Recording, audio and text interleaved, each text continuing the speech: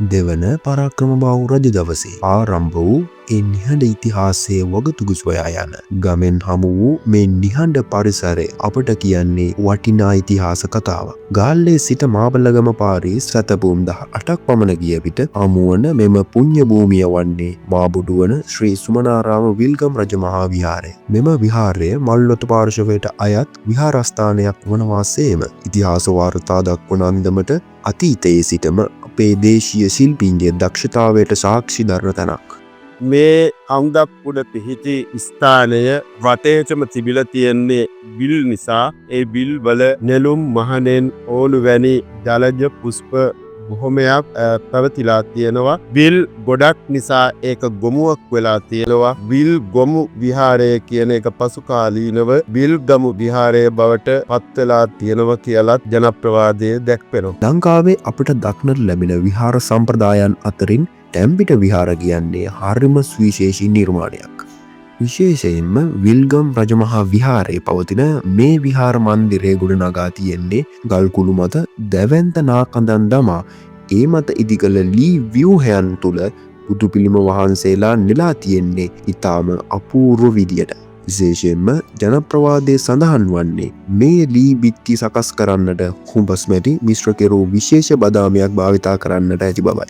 වරිච්චි නාමයෙන් හඳුන්වන බිත්ති අපි නිරන්තරයෙන්ම දැකලා තියෙන්නේ කණු පොළවේ සිටවලා සස්තිය ඒ තුලින් අරගෙන ගොඩනැගිලි විශේෂයක් විදිහට. නමුත් ටැම් කියලා කියන්නේ කණු වලට ගල් කණු 9 මත තිරස් සහ සිරස් අතට යෙදූ සුවිසල් නාකොටන් මත අඟල් 2කට වැඩි පළලකින් යුක්ත උසකින් යුක්ත ලෑලි තට්ටුවක් යොදලා ඒ මත තමයි වරිච්චි බිත්ති වලින් මේ පිළිමය නිර්මාණය වෙන්නේ. වරිච්චි සඳහා යොදාගෙන තියෙන්නේ බැරණිය කියන ලී වර්ගය. මොකද බොහොම කාලයක් නොගිරා පවතින නිසාවෙන් තමයි ඒ සඳහා යොදාගෙන තියෙන්නේ. ඒතකොට මැටි අනල තියෙන්නේ ජලයෙන් නෙවෙයි මේ පැණි යම් පමණකටත් ඒ වගේම හුඹස් මැටි උප්පැණි කියන මේ පැණි වර්ග එකතුවෙන් තමයි ඒ බදාමය නැත්නම්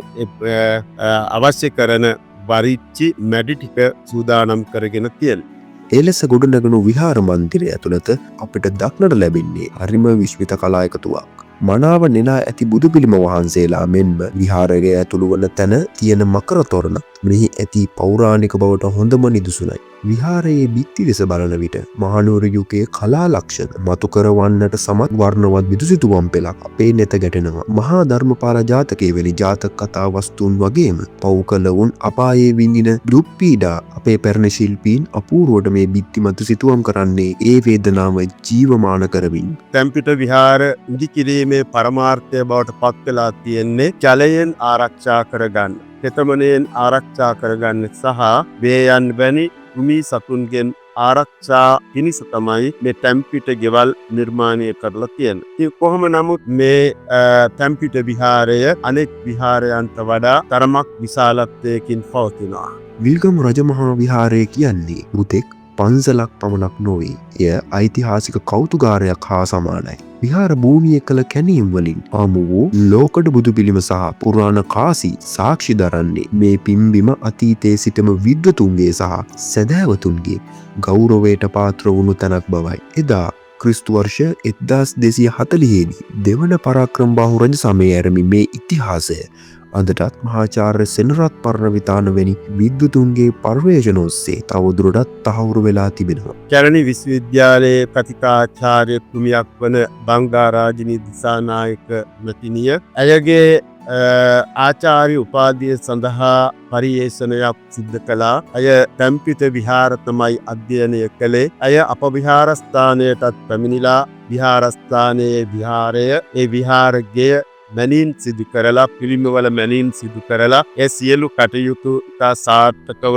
නිමා කරන්නට යෙදුණා. ඇය කරපු පරියේෂණයේ අවසානම ප්‍රතිඵලය දෙසින් ඇයගේ ග්‍රන්ථයේ දක්වනවා ඇය ගිහින් බලපු ටැම්පිට විහාරවල උසින් වැඩිම හිටි පිළිමය පවතින්නේ ගාල්ල වඳුර මාබුටු වන ටැම්පිට විහාරස්ථානයේ කියලා.